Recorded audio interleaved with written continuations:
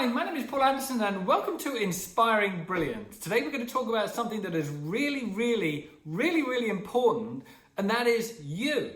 Your ability to inspire even more brilliance within you to be able to achieve results that you're wanting to achieve in your life. And there's nothing more important and nothing more powerful than your ability to be authentic with yourself and congruent with who you really are, regardless of who you're interacting with and regardless of where you are. People always want the original, they never want the fake. So whenever we're reinforcing our true authenticity, we're actually creating a power and an attraction that is pulling people towards us. And so why do people stop being themselves? Why aren't they authentic when you have all this so much power that comes with that mindset?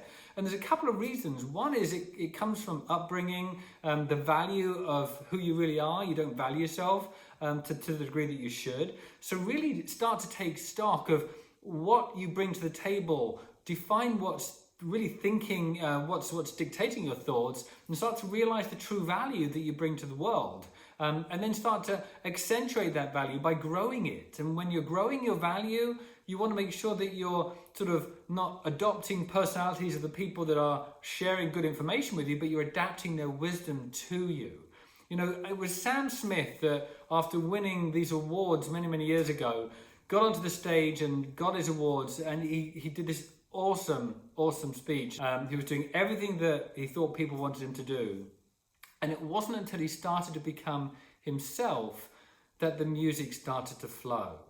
And I'm asking you, what music are you stopping flowing right now by not being able to be yourself? And so let's take a little look at that through a book that I'd highly recommend you download from Audible or from Amazon. It's called Now Discover Your Strengths. It's a very powerful book that reinforces how you can sort of just capture more of what it is that you bring to the table that is unique to you and what those strengths are. And it goes into some history with regards to how we have synaptic connections that are ingrained from early childhood, and then we can grow those and they become stronger than the other connections in our brain, and those become our talents. There's even a test within the book you can take. But there are 5 clues of talent, and before I get into those, the first thing I'd like to reinforce is, what do you think is a talent you bring to the table? You know, some people think it's a strength because you're good at doing something. And so people ask you to do it all the time because they think, well, that's a talent. But is it really? You know, one of the things that's really important is that when we're doing something, that after we finished it, we can't wait to do it again. And if you're good at something, but when you finish what it is that you're good at, you hope it's the last time, that isn't a strength, that's a weakness. A strength is what makes you stronger. A talent is what makes you stronger. It isn't what makes you weaker. So if you're good at something, but it's the last time you ever wanted to do it was the last time you did it, that's not necessarily a talent that's making you stronger. And you should relook at what it is that you want to be doing.